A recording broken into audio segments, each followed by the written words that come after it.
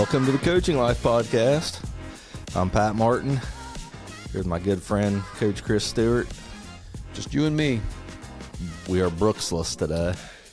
No Brooks. There is not a third screen. He's tired of us already. Well, I'll tell you what has happened, Coach. Brooks started his own podcast this week. Oh, He didn't have time for us anymore. I got you. I'll be fine with it as long as ESPN doesn't call him because they haven't called us yet. He's already. I think he's got some good plans lined up here. Yeah, but has he posted yet? He's posted his first episode, which is just an introductory episode because when you post your first podcast episode, it takes a little while for all the platforms to approve your show, and so you kind of want to throw out an introductory episode first, and he has done that, and his podcast is called Driven by Faith, and it's a podcast. I'm trying to find the icon here so I can put it up here and show everybody what it looks like here. It is not on. It's on. You have Overcast Spotify yet. It hasn't made it to Overcast yet. It has not. Yeah, I told him that it could take a little while. Like once Apple approves it, then that's. There he is, Driven by Faith. He did Brooks his introductory McKellar. episode. Did you find him on Spotify? Did. So that's Brooks giving his introduction there. I'm a senior here at Ohio University. I play on the golf team, and I'm actually married to a Ohio University volleyball player, Charity. We just got married this past summer. It's been awesome. That's good, man. Within the first 20 seconds, he mentioned his wife, Charity. That's a good man. So good deal. Driven by Faith. Go and listen to Brooks. It's if you like golf, and he's going to be talking a lot of golf, and also he's going to be talking a lot of with a lot of people who have faith, who play the game of golf, and how that's been integrating in their game, and I know it's going to be great because Brooks does a good job. It's great stuff. Yeah. Yep. I don't know. Can't tell how many subscribers he has, but he just gained another one. One more. So yeah. Congratulations, Brooks. Yep. See, anybody can podcast. Even Brooks can do it. Well, we had to teach him. That's right. Yeah, he was trained. We trained him for the past 3 weeks. So. Yeah. He opened. He had an opening there. He wouldn't open for us. That's right. We threw him on the spot last week. Yeah, we did. It is kind of hard when you just go, "Hey, it's you." That's right. Neat. Well, and now, like our opening, like our whole podcast is recorded, and the music, everything is all done right here and right now. Like there is no editing anymore. Like it's weird because I didn't think we'd used to be able to do this for some reason. That we couldn't actually record an episode without me going through and chopping it up and editing a little bit. We've gotten a little better. I feel like we just don't say stupid stuff. That's what it is. We have not had to use the. I haven't used my calm as a cucumber statement for a while. Right. So what is that from? That was from the episode we did with Randy Dobnak's dad, Richard Dobnak. Oh, I can't remember. Yeah, I think it was because we. I said it with Mr. Dobnak online. Because I think you were talking about how it didn't matter what the situation was. Man, Randy was calm as a cucumber out there. And none of us caught it, Well, Richard might have. He just took pity on you, probably. Yeah, he's like, this idiot. And then later you're listening back, and you're like, you texted me, you're like, calm as a cucumber. Appalachian slang. Shoot. Well, something happened to me last night. Something new, something about different. 2 a.m. I don't think so. I think you're probably familiar with this. I woke up about 2 a.m. and I almost got up out of bed because I was so energized to start baseball season. I was thinking about, woke up 2 a.m, thinking about our training program, thinking about our practices. You got open field tonight, don't you? No, that's softball. Softball team has open field. I reposted that. Someone else said that too. You're confusing us here. I posted it. I reposted on my story. Gotcha. Or on our story, but it's the post is by Meg Softball. Gotcha. Yeah, they have open field. We've been working in the gym. I tell you what, man, the weather that we have had, the obligatory weather talk here. Yeah, it's been great. Makes you get that itch. Oh, want to be out there. Yeah, yeah. I don't know. I'm wondering if it was I hit it, I'm refreshed now. Like, that's how long it's taken me to get. I'm hoping over last season. I'm hoping I continue to maintain that, that energy. But yeah, it's just thinking back at this time last year, I was coaching basketball. Right. So I don't recall. You're fine. You're like, I've got energy. I've got coaching energy. Yeah. And baseball's the next thing coming up. Yeah. So it feels pretty good. It does. Getting excited. Yeah, I agree. It starts to turn over for me, like when football starts to end, right? Because football, there's a lot of energy around, your school systems, and we're in the high school playoffs now, and most teams in our area are out of the playoffs now, and so they're turning the page to basketball. And usually, when you turn the page to the next sport, like we're the next sport now, because basketball's in season, right? Yeah, so now we're on deck. We're on deck, and you start to get that taste a little bit. Yeah. I was messaging with some of my guys this morning, just reminding some of those older guys, the senior guys, listen, we need your presence in the weight room. Tell me why you're not. I'm not assuming that you're just slacking. Tell me why you're not. You have jobs, whatever. Let's figure it out, because we need your presence there.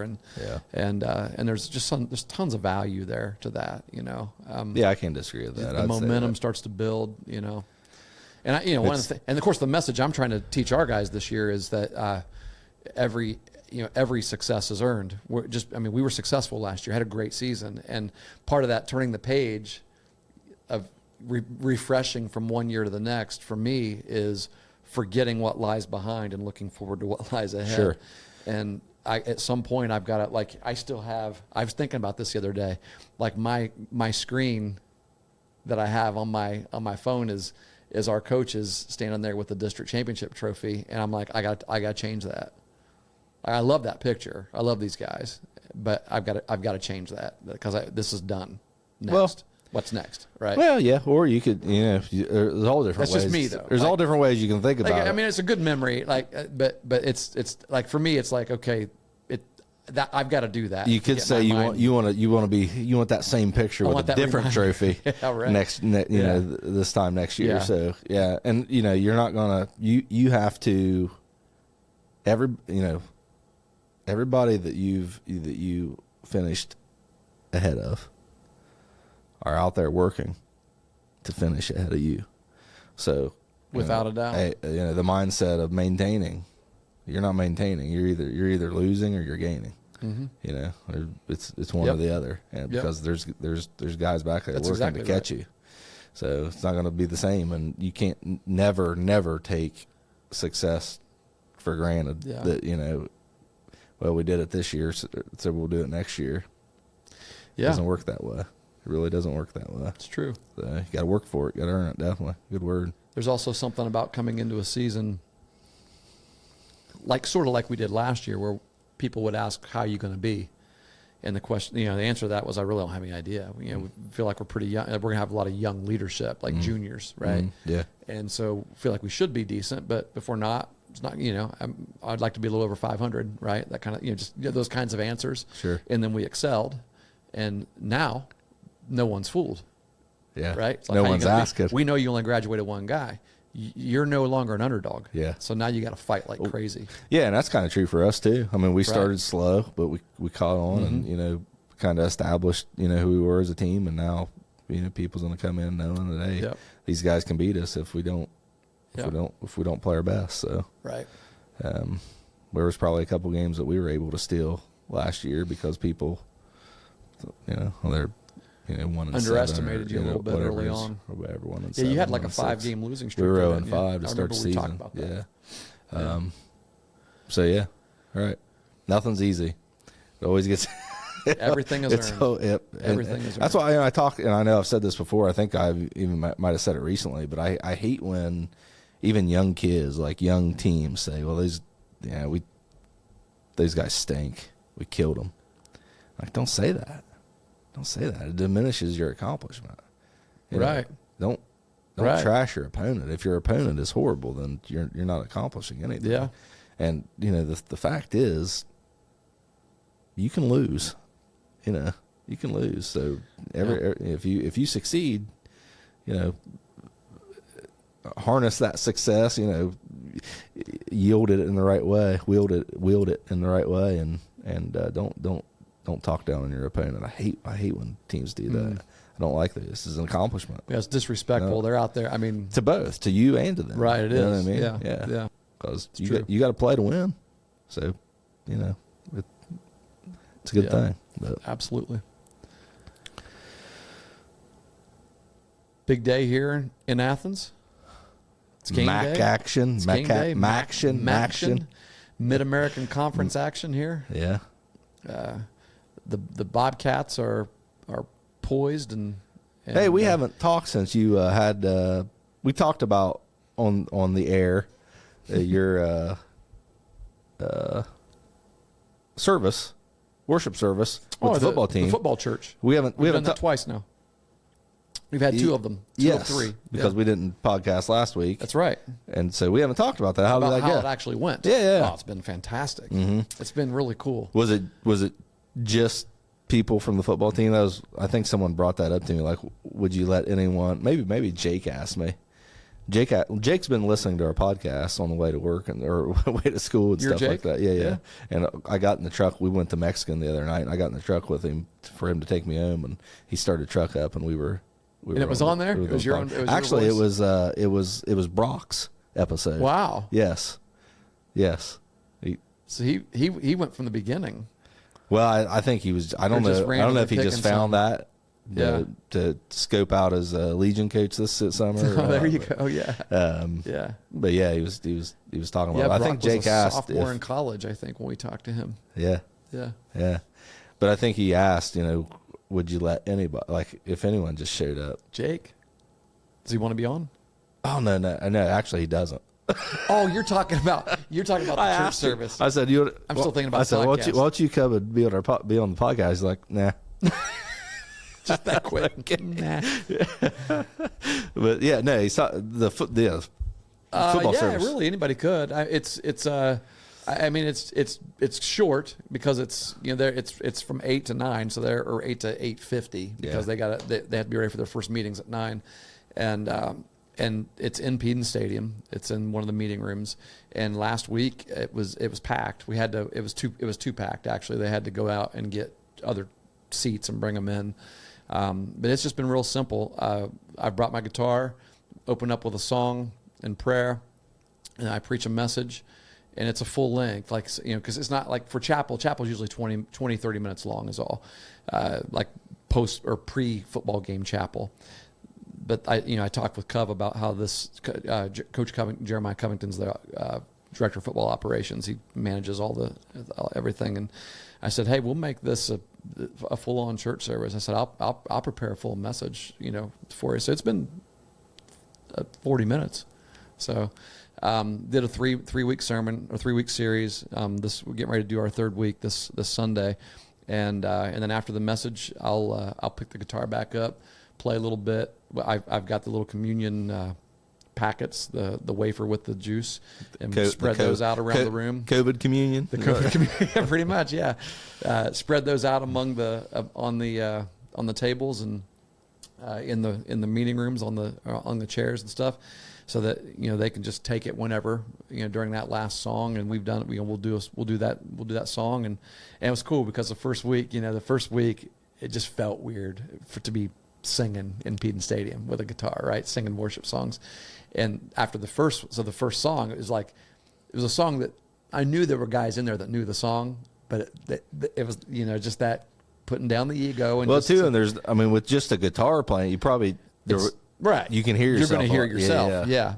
That's tough. And so I just pointed it out. The elephant in the room. I said, guys, let's just be honest. It's weird to sing in here, isn't it?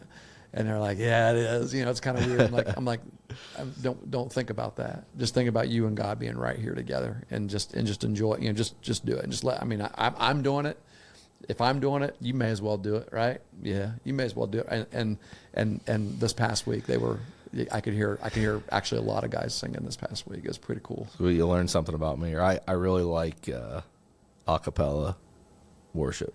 So yeah, are you guys one of them non-instrumental Church of Christ? We're not. We have a piano and an organ. Church of Christ Christian churches went 2 different directions. Yeah, in that. yeah, we can argue about that someday. But oh no, I'm fully instrumental. But I like a cappella because I think there's a challenge. I do like to the sound of that. Yeah, because you're alone, so it's like, you're praising God. Are you know how comfortable it's just are you? your voice. Yeah, you know what I mean. Yeah. So I like that. But that's like with just the guitar in the room, like that. But there's an element of that, you know what I mean? Of Right. you can hear yourself sing, and so it's like, I tell you, there's been this isn't an instruments versus non-instruments worship podcast here, but it's funny that you bring it up. But there are people that I've known over the years that I've played music with in church that, and even now, that they don't sing well necessarily, or they don't they're uncomfortable singing, but when you put an instrument in their hands, you can see them worshiping with it. And it's actually kind of a cool, like, you can tell that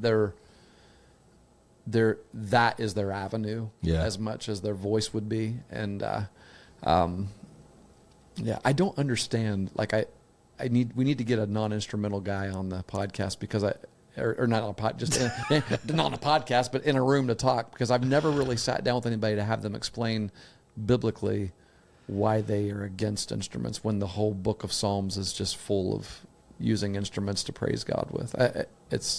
Do they not use the book of Psalms in their theology? Do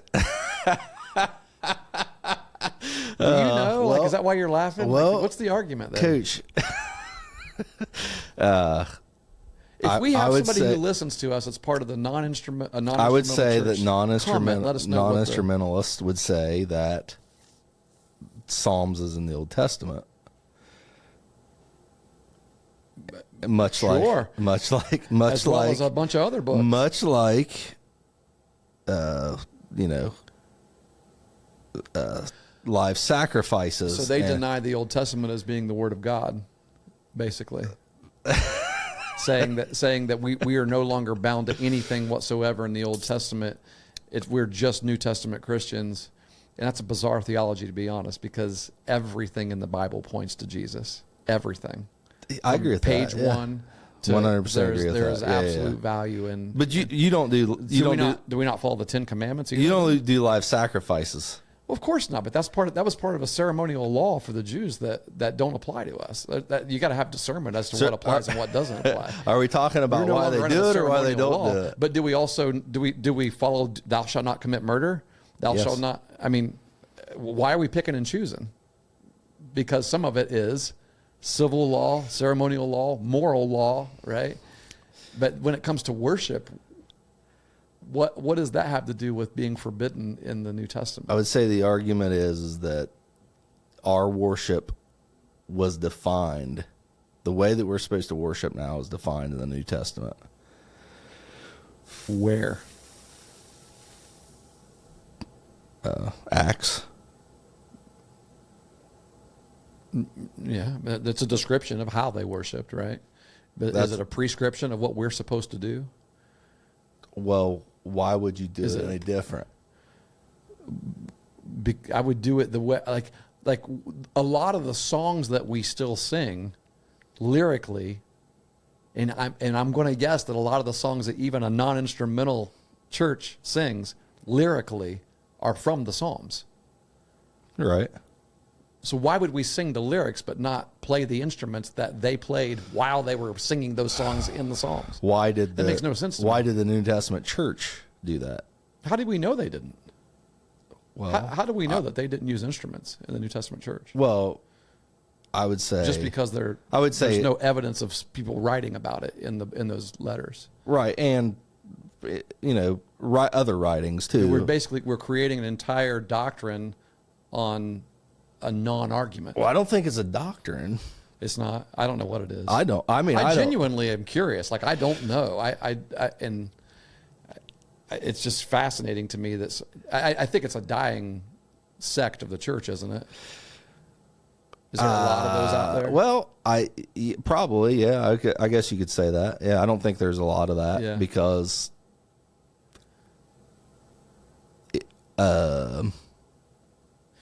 It doesn't make a lot of sense. Here's what we can. It doesn't make a lot of sense. Here's what we can do. No, I didn't mean that. to Why are you tiptoeing around this? Do you have family members in the non-instrumental Church of Christ or something? I see the logic in non-instrumentalists. Okay. Yeah, I see it. Again, my church uses piano and organ. Sure. Yeah. But because you prefer to just hear voices. No. Is that what you're saying? No, I prefer not to. Oh.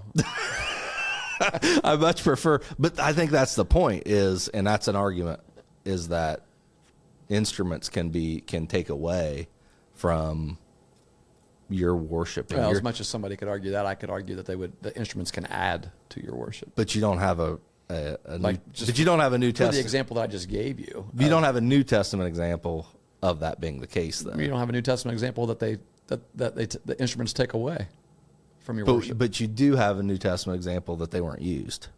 Where? Well, they never say it. Well, the New Testament doesn't say anything about abortion either. You can almost, but I'm pretty sure that. Well, let's say this. You know what I'm saying? Let's say this.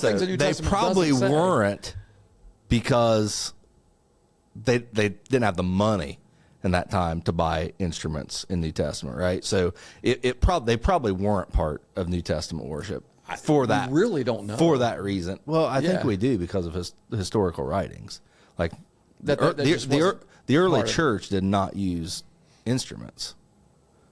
So, some of the earliest. When I say early church, I mean the first century church. Gotcha. Not, obviously, God's people have used instruments in worship. Yeah. In history before and yeah. It's interesting. Maybe I should do a little study on it. Yeah. I don't know. Here's the thing. We got two hands. One is open, one is closed. In the closed hand is essential things that we need to believe to be in heaven with Jesus. Yeah. In this hand, there's liberty to do things differently because of these kinds of arguments. I would say, obviously, this is in the open hand. I hope not, because I'm worshiping every Sunday with instruments. You hope it's not in the open hand? I hope it is. You hope it is? Yeah, absolutely. I hope it is. Yeah. I think you're in the clear, buddy. I really do. But I see the logic, is what I'm saying. I see the logic. Yeah. And for me, I've always said, do it the safest to see way. That logic myself. That's what I say. I just don't do it the safest way. And maybe it's just because I love music. I don't know. I think baptism's. And God I think gave us, baptism's similar. Why would we say anything that God gave us as like every good and perfect gift comes from the Father of heavenly lights? Like this is something that can be used. Just because it can be used negatively doesn't mean that we throw it out. Yeah. A lot of things. I mean, that's how you get monks and celibacy, right? Is that, sex is negative. No, there's a context for it. The context is really good and beautiful, right?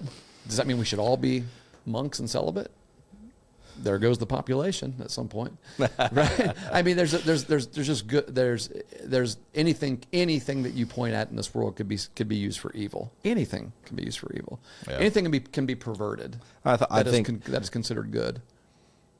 So I think when you're talking about non-instrumentalists, you have a group of people that say we want to follow Scripture as closely as we can, and leave no New Testament. Like I can't get over the fact that that someone would have place lesser value on the Old Testament Scripture, on the Psalms. I don't think they're placing less value. I think if you say that it's wrong to use instruments, and the Old Testament clearly used instruments in their worship of God. Yeah, but they made live sacrifices to worship of God too. No. Huh? Animal sacrifices, absolutely, yeah. That's what I meant. Yeah, sure. But we don't do that. I mean, I would say it's wrong to do. But obviously those animal sacrifices were pointing to what? They were pointing to the sacrifice of the Lamb of God, Jesus, right? Instrumental worship is not pointing to anything that has been done, taken care of once for all, like the sacrifice of the Lamb of God. that has been taken care of according to the book of Hebrews once for all, and that's it. I Yeah. mean, we can't apply that to everything. I mean, that's I don't know. What are we going to name this podcast? Well, here's the thing.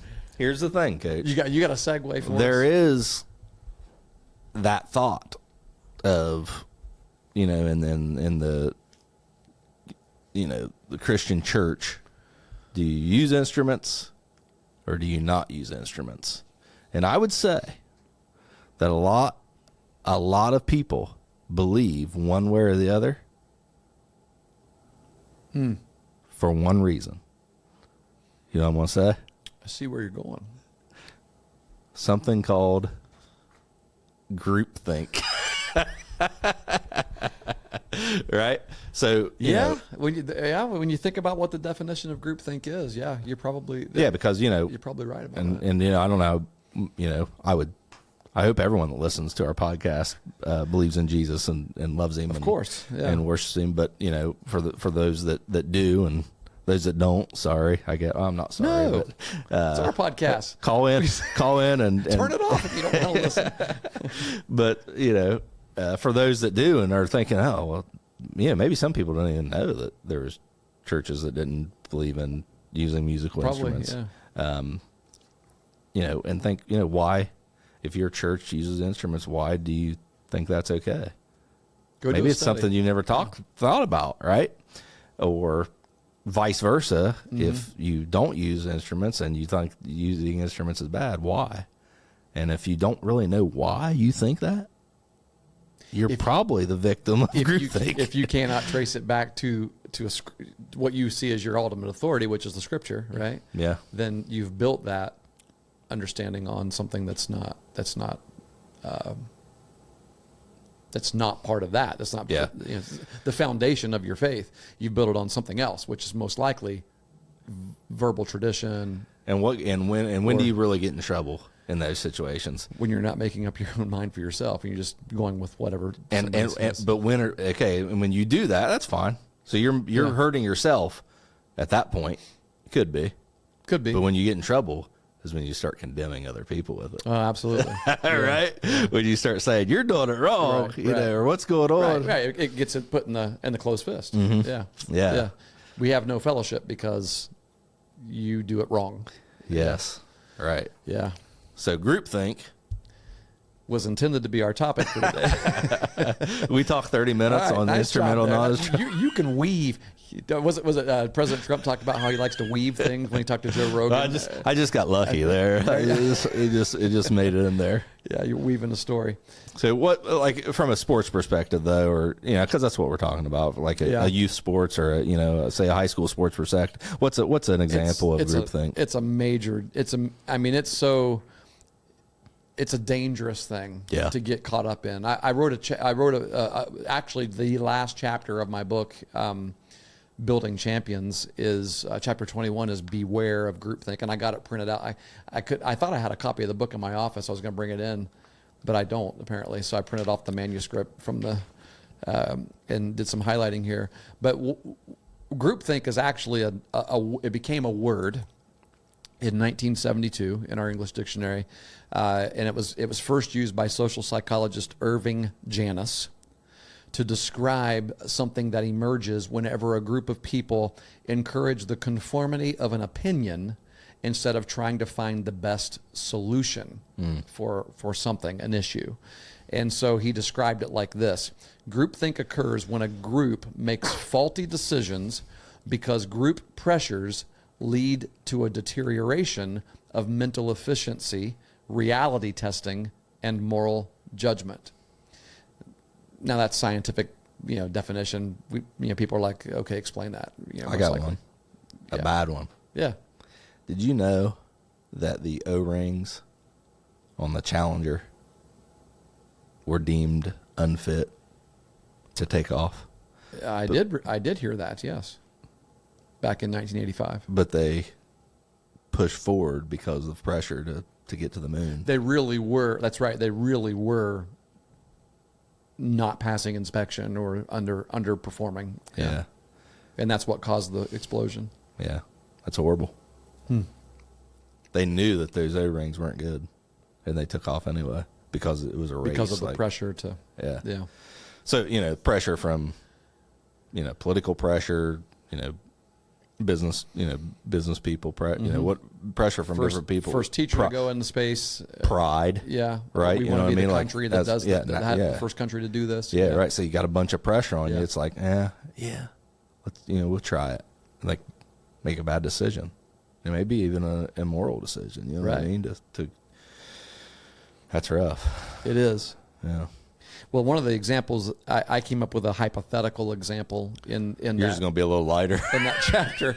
It is a little lighter, but I tell you, I think it hits closer to home to a lot of us because this is what typically happens. I said, hey, here's an example of how groupthink sometimes take place. And it's a silly example, but groupthink is silly. It really is when you think about it. And that's why I came up with a silly example. So I said, here, imagine this. Groupthink takes place today in today's world in a lot of ways. But one of the big ways it takes place is on social media. When somebody gets on social media and just says something, they're frustrated about something, right? We saw it a lot in the political, leading up to the election. And even still, but it could be anything, right? You're frustrated with a coach. You're frustrated with, and we're going to get to the coach thing, coach, parent, and player thing here. But let's just say that you got a parent who's frustrated with a teacher. And the example that I gave was, let's say your son has a teacher, your child has a teacher who says that everyone has to have a number 2 lead pencil. And you just bought them a whole bunch of mechanical pencils, right? And so you get on, and so you're like, this is just frustrating to me. And what do people do? I'm going to post this on Facebook, right? And so you get on Facebook and you say, my son's teacher has required all students in her class to use number 2 yellow lead pencils. We don't have any number 2 yellow lead pencils at our house.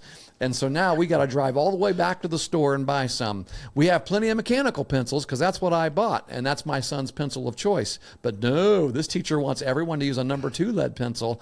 And he said she sounded really mean when she told them this. And anyone else? And then you got, has anyone else had this teacher? Right? Is this the kind of inconvenience that we can expect from her all year long? I just feel like sending them to school with the pencils that we already have bought instead of going out to buy more pencils just because this one teacher has some specific affinity for a number 2 yellow lead pencil.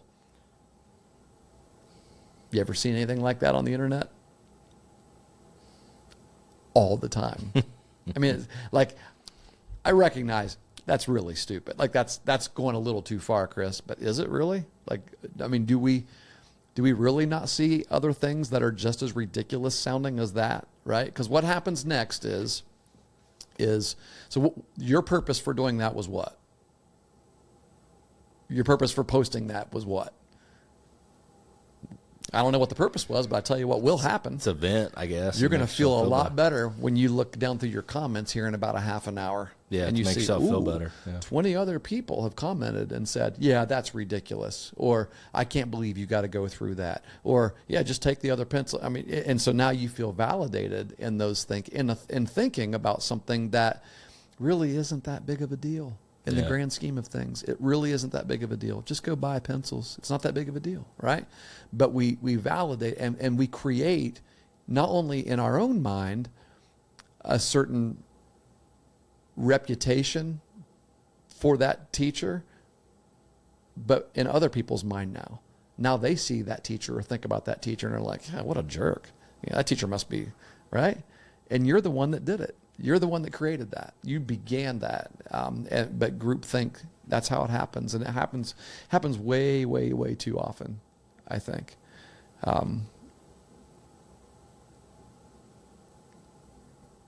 So go back to the definition. Did the person who made that post have the mental efficiency to actually test the reality of the situation before they made the post? They may have had that mental capacity, but they just didn't do it. We just choose not to. We choose to be emotional and erratic and just get on and do that. Because that creates groupthink. Because it's not really about the situation. It's about how we feel about the situation and wanting to feel better. Our feelings. Yeah. We bought Maya some basketball shoes this year. He got him, broke him in, first day of practice. He goes to practice. Did he get to choose his own shoes, or did he have to do like team shoes? Oh, you're getting there. Sorry. No, that's it. The coach says we're going to get team shoes. After you bought them. Yeah. Yep. Did he already wear them? Oh, yeah. Yeah, he wore them in So practice. they're yours. He's got an extra pair of shoes now. Yeah, yeah. You know, and that's the thing. He's probably not upset about that one bit. He's not upset about Our kids that. are weird. Like, you can't wear basketball shoes anywhere but on a basketball floor. Oh, that was me. That was you? Oh, heck yeah. Why? I never. Oh, because you don't want to get. You get No, the no, first no, time no. you get I mean, dust. like after the season. Oh, You can't repurpose them. They're basketball shoes. You can only wear them on a basketball floor. I've never had that. That's my kids. Maybe they're spoiled. It's like, but they're never going to play basketball in those shoes again. Yeah, you can't wear them. Like, you can't take them outside. You can't wear them but maybe you'll wear them to work out in. I don't know. We'll see. But yeah, that's. Oh yeah, yeah. But yeah, no, it's just But it's like. We need to group think your kids. What? Into What's when I like evaluate, it's like Mai doesn't get the shoes. He don't get to wear the shoes that he wanted for basketball. you could post that. Could. You probably get a lot of people in your favor. And then you know what happened? He was part of the leadership group that decided what shoes they were going to get as a team group. So he gets to wear the shoes that he wants anyway. Right. You know what I mean? Or Right. that's the other thing. I'm really angry about it. I don't like it. I think they shouldn't force kids to wear the shoes they want. And I don't care.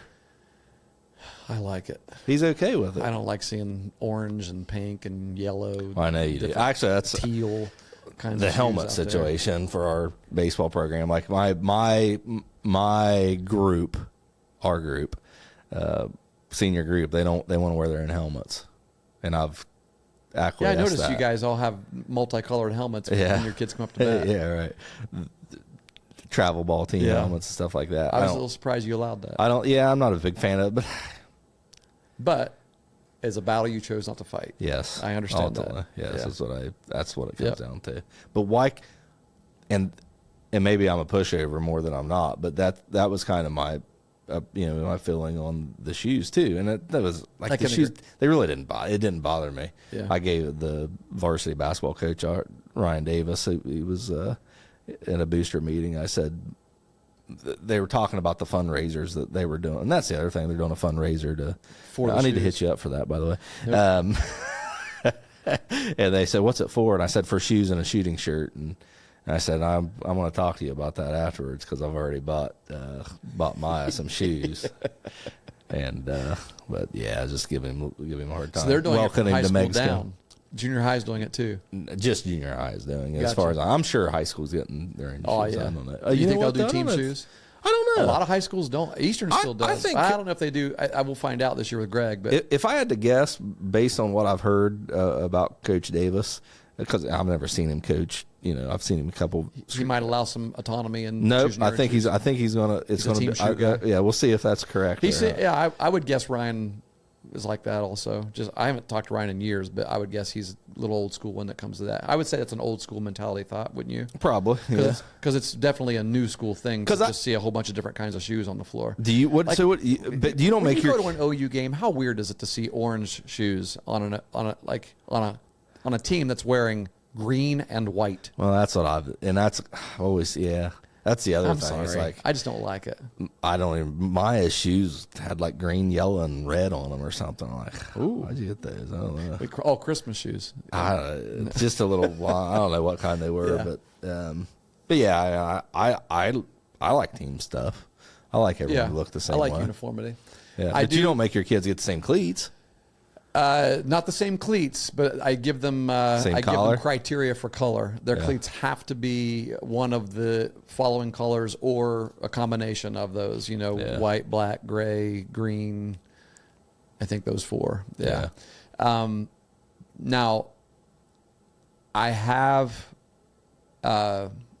compromised, and compromise isn't always a bad word. I have compromised on the personal protective gear. You don't like that? You don't like it? Personally, I don't like it, but I've compromised. I've allowed them to wear whatever color they want. Because I've had, like the Evo Shield. We got kids that are Team East Bay. Now, they bought everything in the East Bay catalog. I know that younger generations like East Bay. What the heck's that? Because it went out of business years ago. But you know what I'm talking about. Yeah. all the protective stuff, Evo shields and elbow guards and Sliding stuff mitts. like this. Yeah. Yeah. Dustin owns stock in this kind of stuff.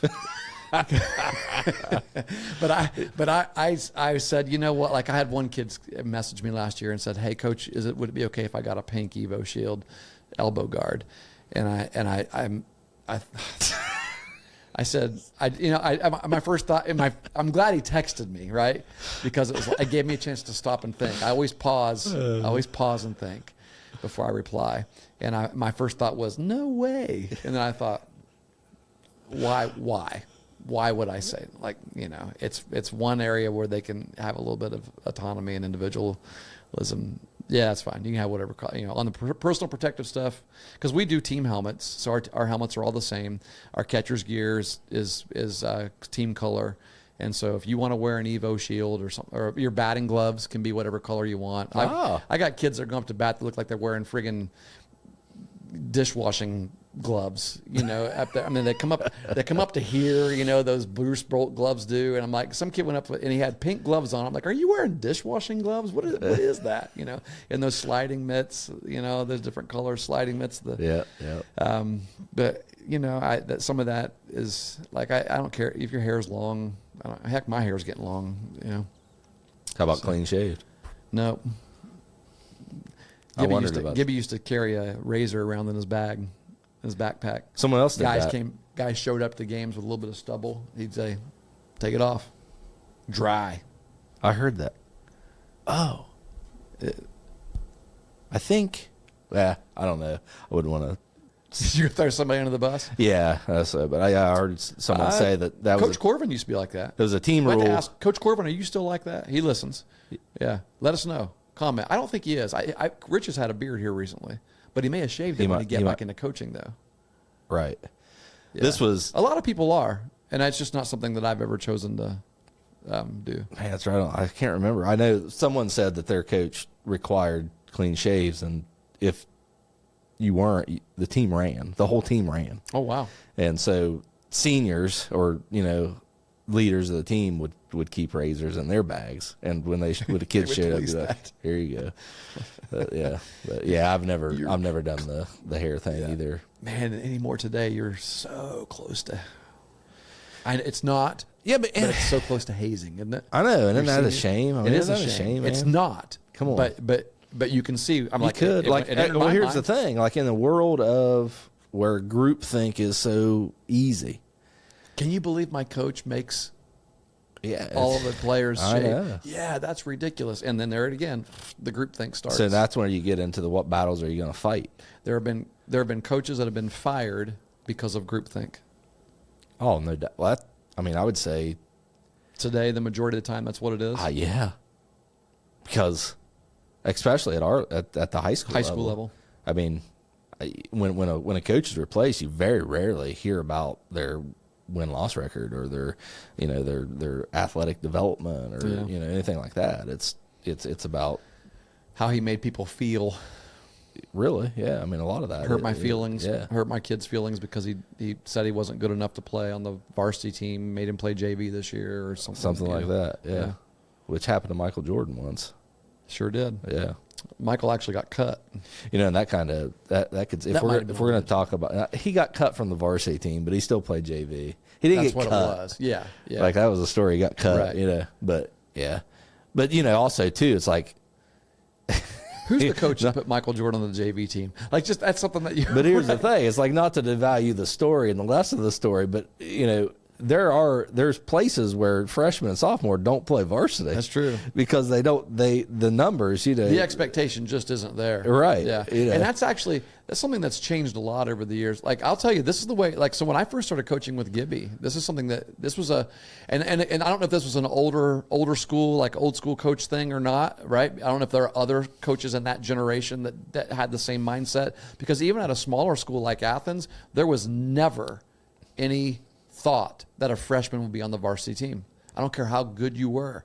And I remember we had a kid come through our program named Adam Dean. His mom's one of the athletic director staff here at OU. Adam played, not Adam Dean, Kyle. Adam Dean, somebody else that I knew out in St. Louis. Kyle Dean. Kyle was probably one of the best catchers that Athens has ever had. He started all 4 years as a catcher. Played here at OU. Took a coaching job up in Huntington, I think. I'm not sure. He's not coaching anymore, I don't think. But he just got married a couple years ago. Great guy. And I remember Gibby saying, "It's first freshman I've ever had start on the varsity team." Wow. In my coaching career.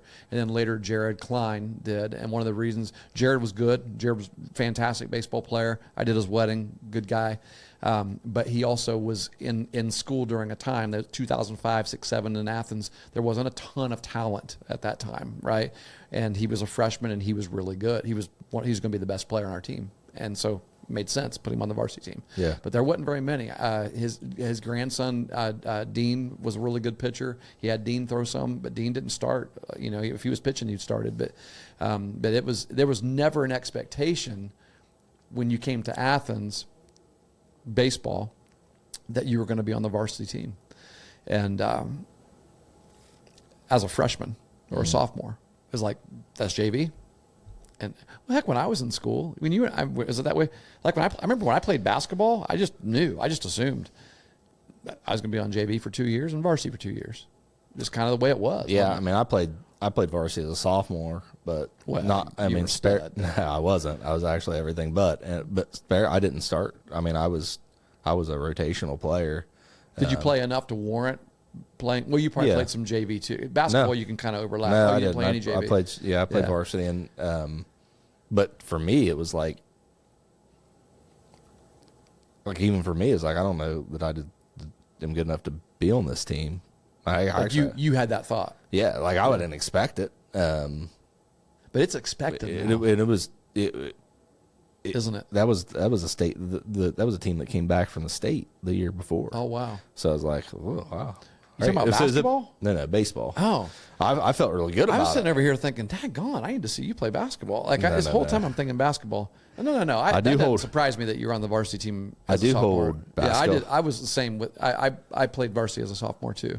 And that was like those seniors were Michael Bartram and Brent Bissell and Brian Durst. Those guys. It was a pretty good group. Studs. And I played a little second base that year. I do hold basketball records at Meigs. Played second base the whole year. The wrestling record? No, basketball. Basketball record?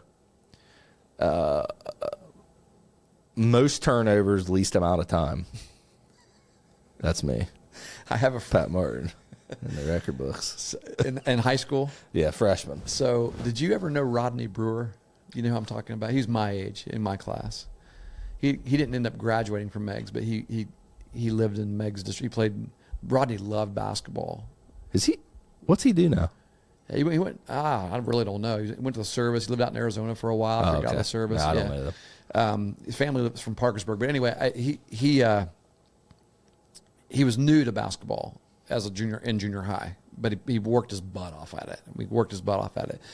And so he didn't start. He got in at the end of the game, right?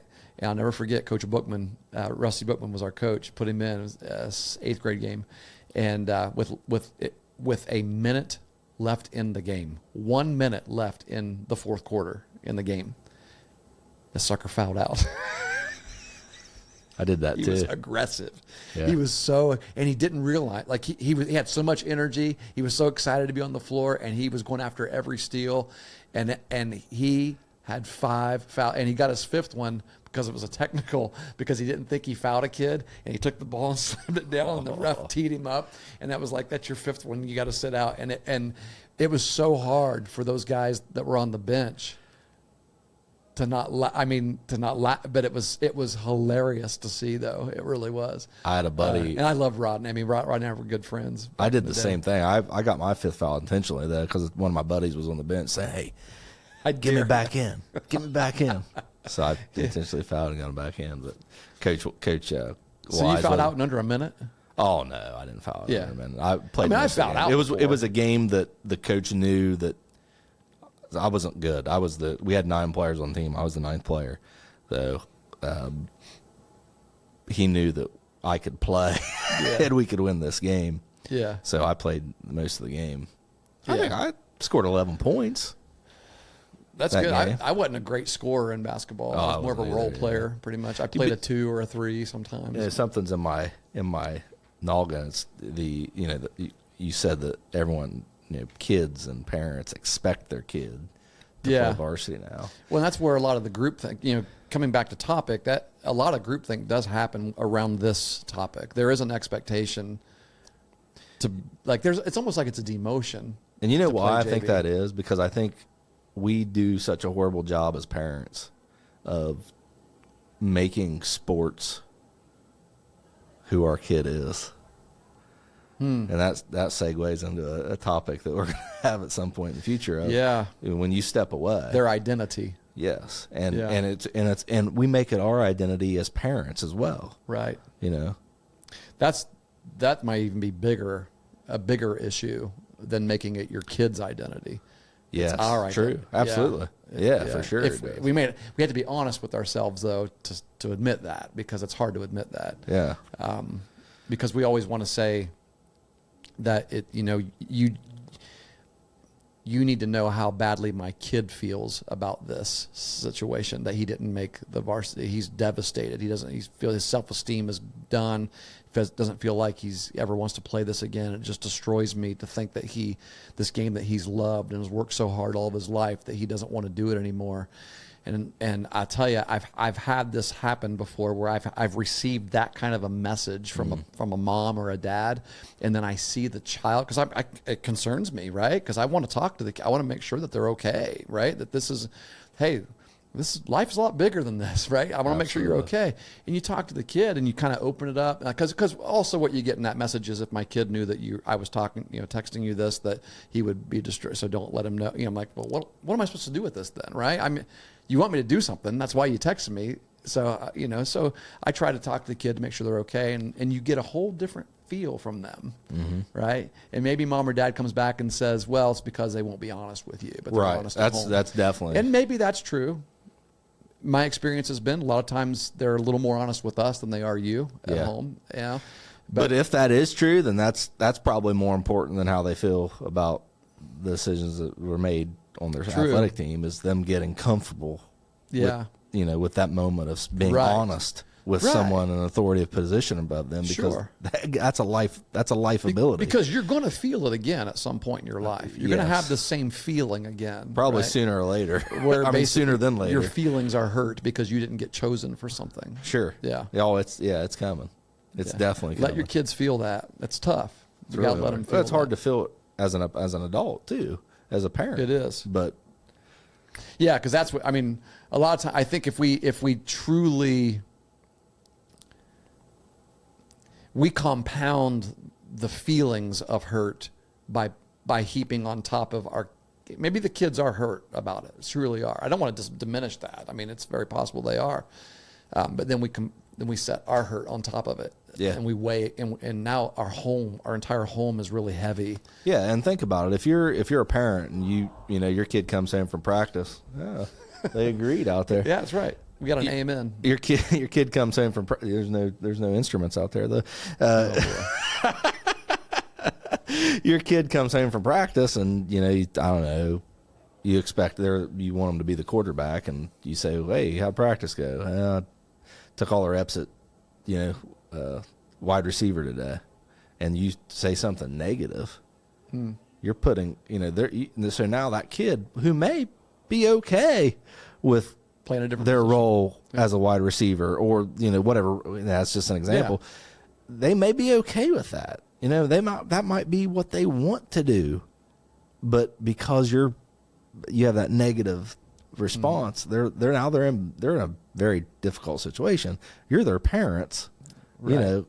They have to side with you, inherently, over this coach that they're not tied to. So, and then that just builds. It creates a bad situation, and you're not giving it a good shot. So it's tough.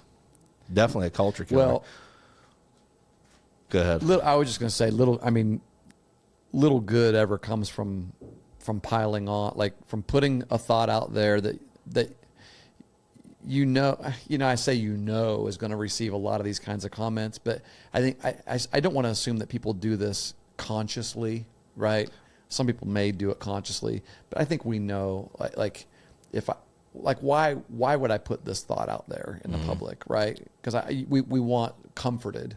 We want to feel, and some people would just tell you, oh, it just makes me feel better to rant, right? I feel better to get it off my chest. Right. Okay, well, what good did it do in the like that? We still gotta step back and it's a fairly selfish. I think perspective. I actually wrote about that.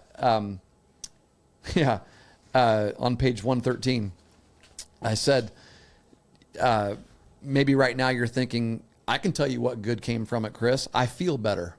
And if I feel better, that's good. I have to have some place to vent my frustration. And that place, social media, Facebook, Instagram, wherever, is as good a place as any to vent my frustration. When people will agree with me, it makes me feel better. Well, I said, well, may I be a little candid here? I just need to vent. I just need to vent justification is a pathetic reason to engage in groupthink rants. Think about it. You feel good by doing something that creates more negativity in the world. You feel good by saying something that negatively sways another person's opinion about a situation that they may not have known anything about, or you got their opinion on someone or something that they have never even met. I guess the question that I would have, and boy, this is a question for today's world, why are feelings so important?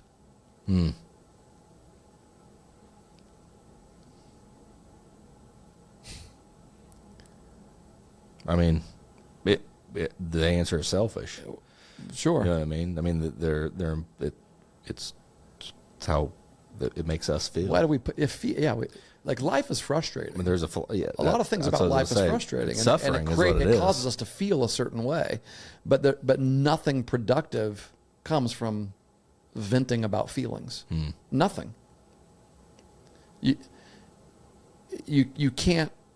It is impossible to take a negative thing and essentially complain about it and have it get better.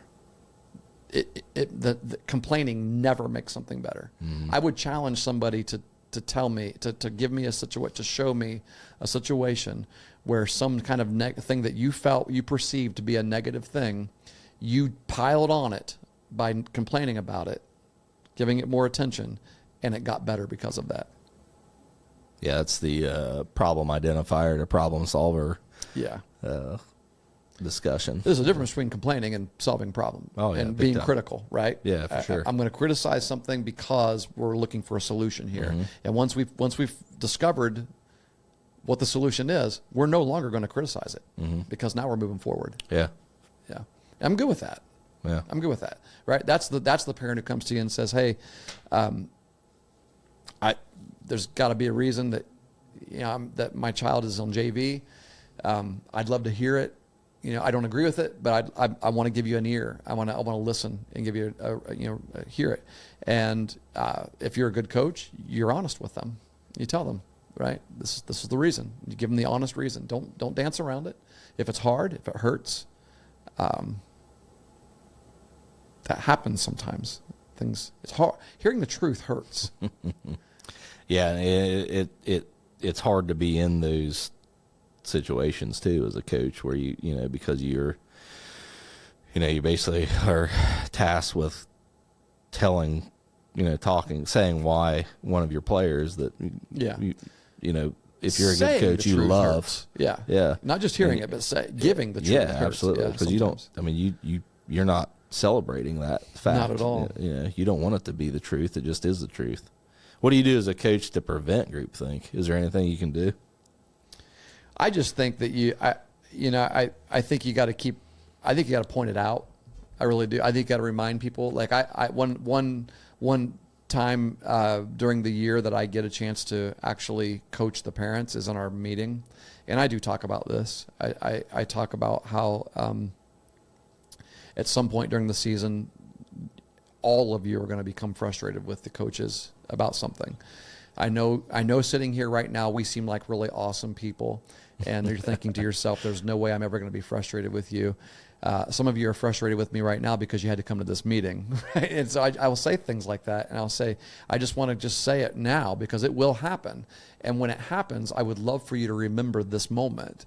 And that is basically us just encouraging you to not go down the path of making it worse. Right? And how do you make it worse? Venting frustrations online. There's a better way to approach it. Right? Come to us directly. You still may not like the answer. And then from there, we'll have to deal with that. But at least we have truth to work with at that point. We don't have speculation or assumption or one side, right? Because sometimes let's just be honest, teenagers don't communicate things very accurately sometimes. We know this as parents. And we get frustrated with our own kids about it. But then when they come home and they tell us that coach said something, all of a sudden our kids they're the best communicators in the world. And we believe everything they say, right? Yeah. Even though we know that, and we get frustrated at home with their communication. Yep. Sometimes we got to step back and say, okay, before I love my child. I'm not saying I don't love them because I'm not saying I don't trust them or don't believe them.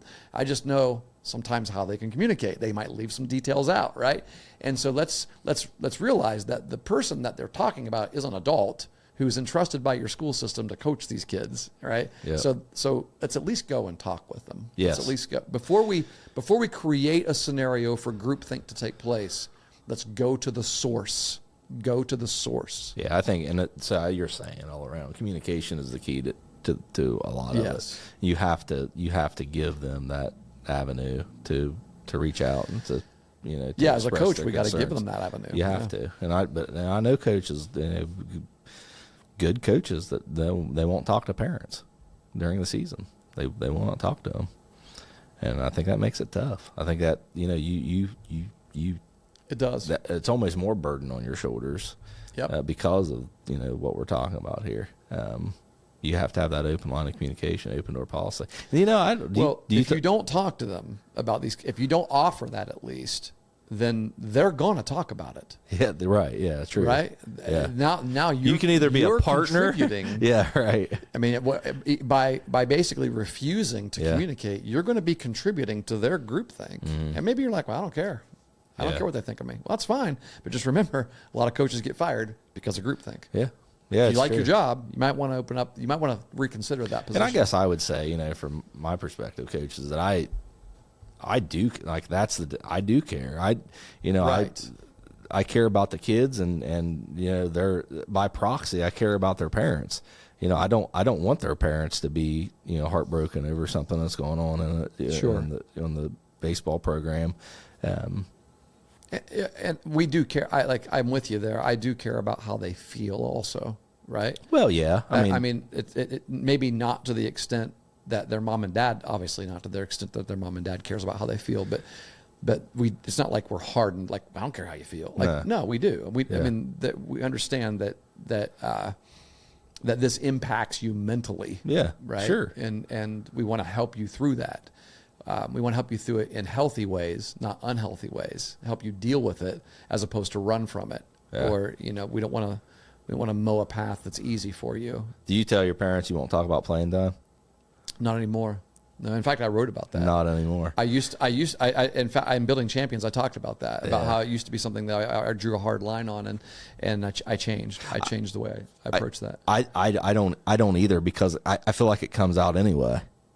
Right. Like, if that's the discussion, like even if a parent comes to you and says, well, how can my kid get better? The whole reason they're asking that is because they're not playing enough. Right. Right. I mean, if they're playing, you assume they're good enough to play. Right. Yeah. You know what I mean? So I kind of stick here. I get it. I know what they're doing, but like when a coach says, I'll talk to you, but I'm not going to talk to you about playing time. I listened to a podcast last night of a coach, very respectable coach that said that. Like, I'll talk to him about anything but playing time. Like, I mean, what do you to draw that line is like, okay. But you're not going to be talking about anything that has to do with the game then, because they're not going to, I mean, that's really what they want to talk about usually. Yeah. Have you ever had a parent come to you and say, like, maybe their child is really struggling and they've had like 8 games in a row where they haven't even touched the ball and their batting average has dropped 150 points, Have you ever had a parent come to you, that parent come to you and say, hey, man, maybe you should sit my kid? I mean, maybe there's somebody else on the bench that deserves an opportunity here because he's just not getting it done. Not yet, I don't think. I haven't either. Okay. I thought that was a... I've experienced that scenario. Yeah. Where, how much more rope are we going to give this one? You know, I still believe in him, but at some point you got to produce, right? I mean, like that part of it, like, everybody sees it. Like, mom and dad see it too. Yeah. And they're thinking, just get that hit, right? Just get that hit to justify your spot in there. Yeah. And it's funny because the other side, you always get those, like, give my kid a shot, right? But when it's obvious that maybe he needs to sit, we're not going to recommend that to you. Yeah. We don't really want to coach the team. We just want, we don't really want to give coaching advice. We just want to give advice about what you should do with our child, basically. Right. Yeah, I know one of the recent coaches I talked to said people were upset about playing time with him, and he said what they don't, a group of people were groupthink. Yeah. To a degree. Yeah.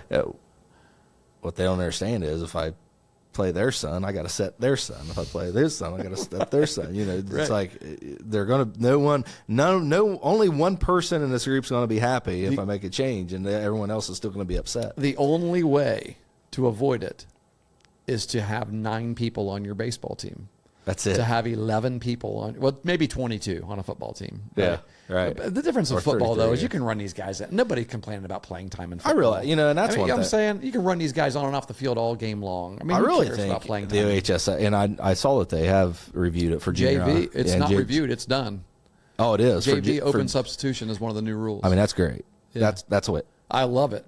It's a no-brainer. Yeah. But like, I would like to have a 10th batter, an EH in varsity. Sure. Yeah. I mean, every travel organization is doing it now. Yeah, why not? Or become just a lot more flexible with what's there now. But yeah, and like what? Let a sub guys back in. You know what I mean? If we bring a sub back, let us sub them back in. See, now you're changing the game of baseball, though. Why? Like, I don't like. You in varsity? Yeah. Like, I get it for JV. They're going to the same who spot. Cares who wins and loses JV game? I mean, we want to win all of our games. But, okay, how about when the game's over? But when you're doing that in a varsity game, I guess the advantage is for both teams, but it's just in the same spot, like open substitution. Not open, but even then, you're going in the same spot. So why couldn't you do open substitution? How does that impact the integrity of the game? If the guy if they are maintaining the same hit in the same in and out order of the game, yeah. How does that? You have that. You can do it once for your starters. Once, yeah, right. But I mean, I don't know. Yeah, even that, it's still hard to do that though, because you're removing the guy that you subbed for him after 1 or 2 at bats, and then that person's done for the day. They're scratched. Right. Yeah, they can't come back in, and that's what that in the line rule. I don't know. I'm not a big fan of it, but yeah. Can't solve all the world's problems today. No, it's about time. I need to get down the road. We got workouts at 3. So all right, good deal. Well, let's do this. Closer up, coaches, open communication, parents. Give it a day. Give it 2 days. That's not a bad idea. That's Give good. it 3. Press pause. Yeah. Press pause. Yeah. Before you respond, give it some time. One of the best ways to confront anything like this, any negativity whatsoever, before you go on any kind of rant, before you respond angrily to anything on a text, is gratitude. Press pause and say 5 things that you're grateful for, and then see if you still want to respond in that way. I got one for you. It's okay to coach your kid after they come home and say, this is the situation. To coach your kid to say, this is what you go talk to the coach about. This is what you go say. Go ask the coach this. Go tell the coach that this bothered you. Encourage them. Yeah, have them take the conversation to the coach as well. Yeah. See you, everyone. Go Cats.